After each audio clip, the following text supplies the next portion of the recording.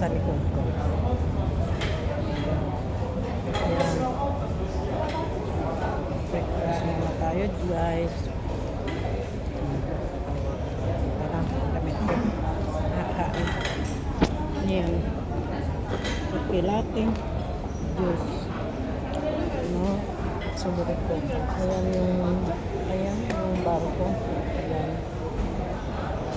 Ayan ang dagat. Dito ako sa sentro. Biaroma.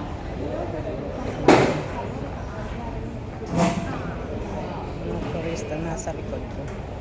Tulong pa kasi yung sa isang kwarto na mag-check out. Isa pala nag-almusal. Ang dalawa tulog pa. Tapos bumaba yung isang nakapag-almusal na. Kasi babalik na lang ako mamaya. Doon lang ako nakatambay sa kusina. Nagkape na nga ako ng ginseng. Yun ang dagat. Kaya dito ako nag-ano kasi para makasagap ng fresh air. Sarap ang hangin dito.